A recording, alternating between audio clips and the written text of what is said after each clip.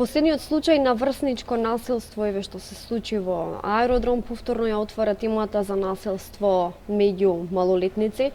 Дали сме сведоци на системски проблем или пак сметате дека станува збор за изолиран случај? Така. Со оглед на тоа дека за жал сведочиме на репризни изданија на вакви хорор приказни меѓу младите, не би кажала дека веќе е оставен макар и минимален простор да зборуваме за инциденти ситуациони. Овде зборуваме за очигледно некако етаблиран систем кој во основа девијантно однесување, кој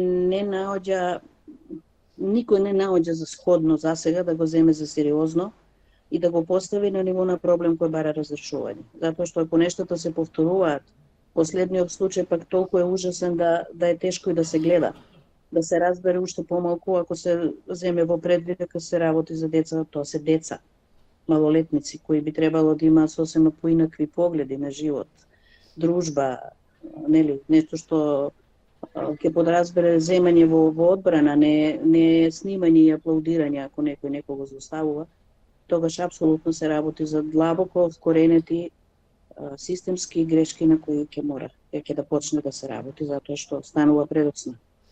Што ни кажува и тој момент каде што можевме да видиме на видеото дека малолетниците воопшто ниту еден од нив, барем од тоа што видовме, не се потруди да го спречи инцидентот, односно имаше, како што и вие кажавте, навивање и бодрење на девојчињата да го малтретираат другото девојче. Што ни кажува ова за состојбата, во каква состојба е македонското општество и што се случува во домовите и во училиштата? Да, се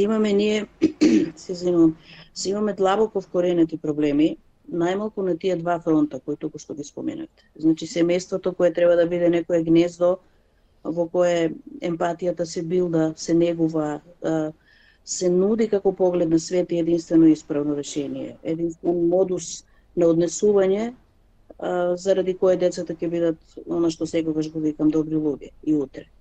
Затоа што не може човек, дете, на оваа возраст да се однесува вака, а да тоа подразбере дека утре како возрастен човек не може да прави нешто уште пострашно. Затоа што се ова страшни модели на однесување кои немаат објаснување едноставно. Семејството, првиот пункт, училиштата сигурно. Пункт 2. Така, сметате ли дека можеби е проблем начинот на воспитување и во домот и во училиштата, затоа што училиштата имаат момент кај што треба да имаат воспитен процес покрај тоа што се и образовна институција? Значи, секогаш се трудам да разберам пред да осудам, меѓутоа овде е многу потешко ми се остава простор да разберам веќе. Затоа што секогаш потенцирам дека семејството е првата станица. Она што детето го стекне како навика, како поглед на свет, како начин на однесување, како став кон училиштето конечно, кон своите учители и професори, е она што му го моделира погледот на свет, му го креира хоризонтите, му го создава начинот на кој ќе се однесува. И како дете, и како млад човек, и подоцна како возрастен. Значи, семејството сигурно прво. Јас многу пишувам за тоа и многу ми е мака што се наоѓаме во ваква ситуација како општество. Не гледам решение искрено. Многу ми се чини дека родителството има сосема поинаква функција последниве години. Нема да си родител институција. Родителство е процес. Не може тоа да детето да излезе вака деформирано во крајна линија, ако дома му е се уред.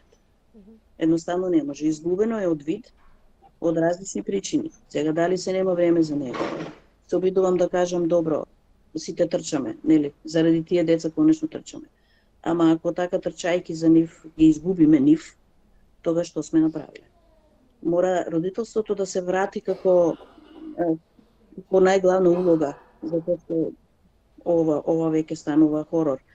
Училиште, реков пред малку пункт 2. Јас сум веќе година и нешто во пензија, после повеќе од 3 децении работа со деца, и секогаш сум стоела на фактот од првиот ден и до последниот и денеска, иако не сум професионално активна веќе.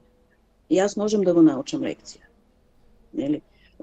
Детето може и без мене да научи лекција, ама не може без мене да види како треба. Ако ме разбирате што сакам да кажам. Да, Значи, да. прво наставникот, учителот мора да биде основен модел за однесување. Нешто што детето ќе го научи како вредност и она што учителот за детето е многу поважно од она што учителот ќе му го предаде како лекција. Секогаш сум го тврдела тоа. А да не зборувам за тоа дека благодарение на искривоколчените вредности во родителството, веќе деците имаат петки, ако зборуваме за знаење по училиштето, ја губи таа функција. Се поставува прашање што правиме ние учителите. Ако веќе не можеме да го научиме, очигледно не можеме и станува небитно, тоа е веќе тема за дискусија и веројатно би ни требало 4 дена да зборуваме за тоа. Ако веќе не можеме да го научиме, би морале да му се вратиме на воспитувањето, затоа што под наши раце треба да излезе една глина која мирисе на добрина, разбирате. Да. Ние продуцираме вакви деца кои се во состојба да го шамараат детето кое клечи на колена и моли. Тоа е доволна е само таа една реченица. За грозните навивачи од околу кои викаат молчи да чуем како ќе плесне, тука станува збор за страшен деформитет. Дома носен, не препознаем во училиштето. Имаме служби кои се полни со сета почит, да не се разбереме погрешно, со педагози, со психолози, со дефектолози, со социјални работници, луѓе вработени таму за да работат со децата.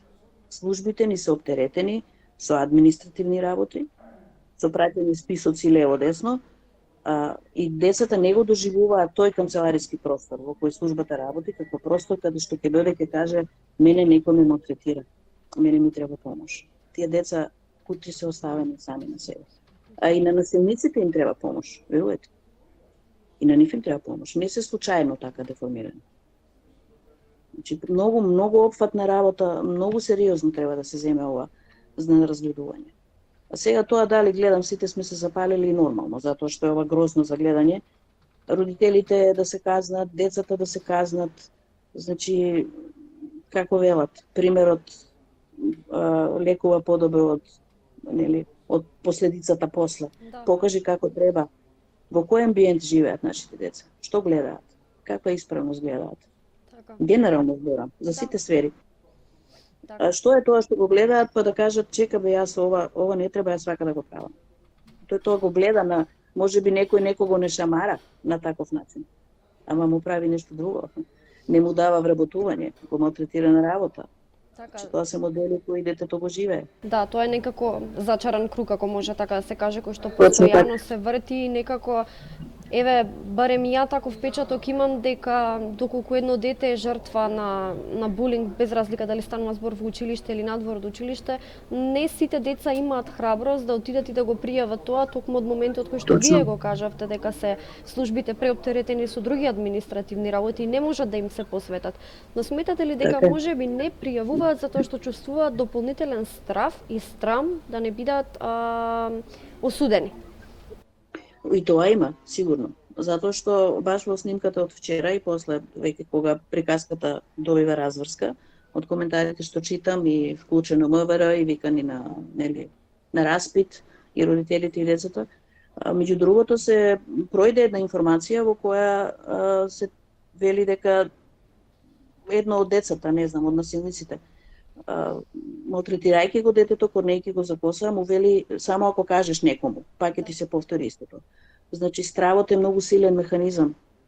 Тоа дете е под стрес во моментот, а мора да мисли ако што ќе се случи после ако реагира на тој момент. Така да воопшто не е едноставно. Ако веќе не е земено во заштита, како да биде сигурно дека утре ќе го земе во заштита? Затоа и ни се повторуваат вакви случаи. Затоа што нема здрав механизам кој ќе каже ова дете било малтретирано, овие насилници, малолетници или не, сеедно, тоа се мали монструми. Едноставно морам така да кажам. Јас сум секогаш на страната на децата и секогаш ги оправдувам пред да ги осудам, ама во овој случај не можам да најдам оправдание. Значи, страшно е. Се создава ли можеби кај младите чувство дека насилството останува неказнето, па затоа да не пријавуваат? Апсолутно. И тоа е. Затоа што гледаат, впрочем, како да кажем да не сгрешам, ама човек мора да изговори така. Ние живееме во атмосфера на неказнивост. По различни сфери, по различни основи. освен некој јадник што не настрада. Нели? Да. Согласно, да бидеме реални, така е. Значи, тие гледаат дека во основа можат многу нешта да поминат, а да не се впери прст да се каже ова не смее да помине. Така. Затоа и се повторуваат такви ситуации, за жал. Така, сведоци бевме еве и ова видео се објави на социјалните мрежи, претходно имаше и случај во Ѓорче Петров кога видео се споделуваше преку социјалните мрежи. Сметате ли дека социјалните мрежи на некој начин го нормализираат еве овој процес, затоа што децата го ставаат тоа можеби за слава, за популарност? Не знам, некои психолошки феномени им се врти во глава, но сметате ли дека еве оптеретеноста на децата со социјалните мрежи ги нормализира сите овие појави? Да. И тоа е сигурно дел од приказката, затоа што децата, препуштени сами на себе, бараат излез во тој виртуелен свет, каде ќе бидат некој и нешто. Она што им недостасува во реалниот свет. Затоа што ако дома немаат поддршка, по различен основ, ако дома нема чувство на припадност, а очигледно нема, затоа што јас друго решение немам за ваков проблем, друга причина не гледам.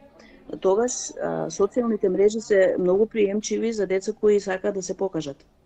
За жал, како што рековме пред малку, системски гледано имаме страшни утки, заради кои не ги научивме дека социјалната мрежа може да биде и фино место, каде што ќе се покаже достигање, каде што ќе се покаже дострел во позитивна смисла. Очигледно се смета за дострел нешто што е од ваков тип. Впрочем, гледате како поминуваат добрите деца, кои ги спомнува. Одличните ученици, децата што добиваат награди, децата што се уште учат. Децата кои на крај на годината ќе се соочат со прашање кое е за нив многу тешко. Знаат што значи петка и како ја спечалиле, и ќе го гледаат другарчето кој едва иде на училиште, а ги има истите петки на крајот на годината.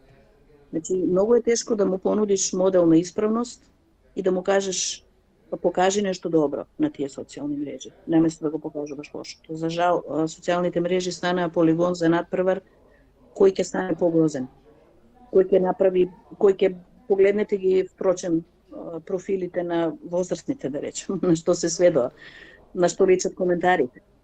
Или веќе не можеш да напишеш објава, а да не добиеш клетва до трето колено, да речеме.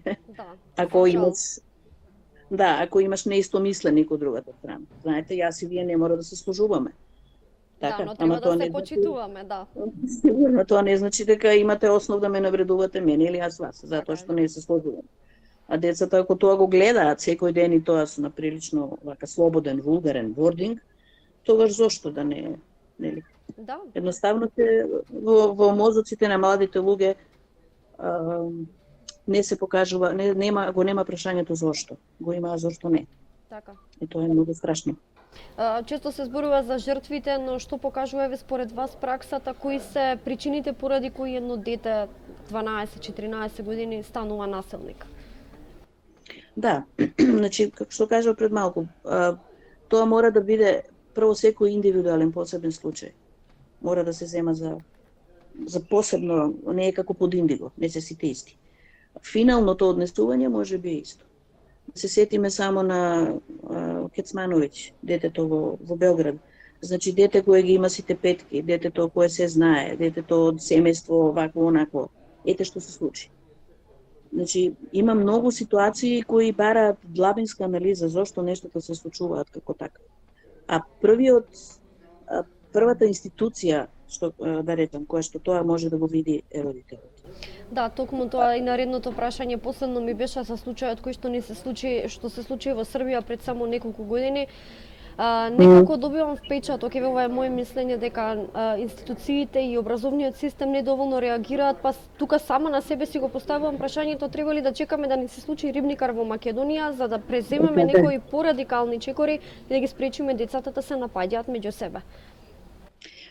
За жал, некако, како да јас го имам тоа чувство сега вака како пензионер посебно, како станавме држава на чекачи, да ви кажам. Да чекаме нешто, не дај Боже да биде такво, и тогаш сите аларми да се запалат и да кажеме леле, видите што ни се случи.